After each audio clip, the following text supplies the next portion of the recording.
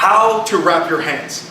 Now, as you hit a heavy bag, there's so much trauma, there's so much force applied to your hands from the heavy bag that it's critical at this stage that we talk about how to keep your hands safe while you train.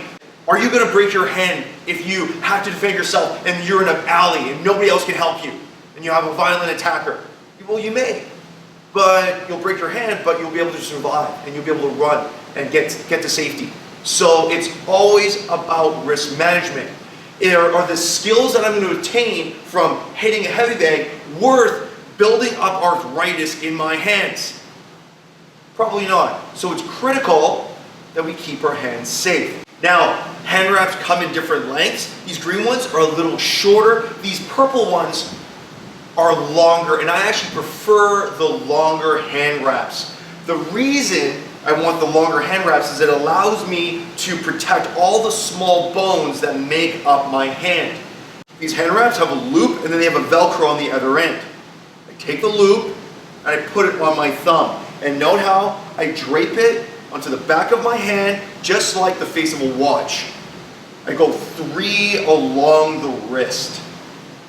3 along the wrist. And you see how the wrap is smooth and I just want it snug. It doesn't have to be super tight.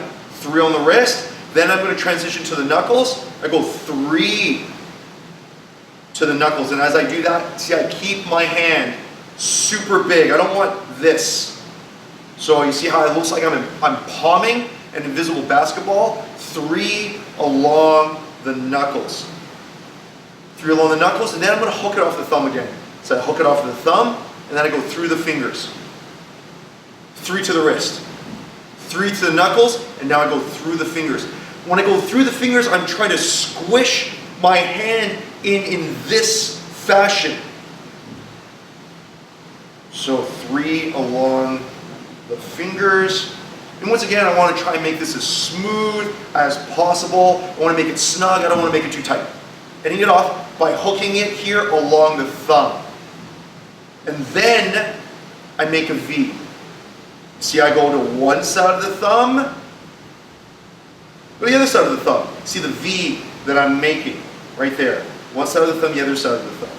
And then, in a smooth manner, see, I just work that V. One side of the thumb, the other side of the thumb. And all I do is I just keep on going until the wrap runs out. You can make this tighter if you prefer. Do it a few times, and you'll find your own personal preference, or maybe you just like it a little bit looser. Now that I'm nearing the end of the hand wrap and it's close to the Velcro, then I anchor it along my wrist. See how the Velcro is upside down? That will occasionally happen, it makes no difference. I twist it, I turn it, and I anchor it right there.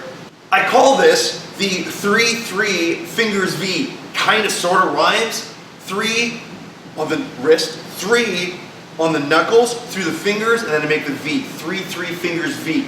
And it's just really simple, easy to remember, and this is the best way, I think, to wrap your hands. And now I've basically just created a stump where I've solidified all the small bones at the end of my hand, and I'm able to hit the bag relatively hard, and it keeps my hands safe from all this training that we're about to do.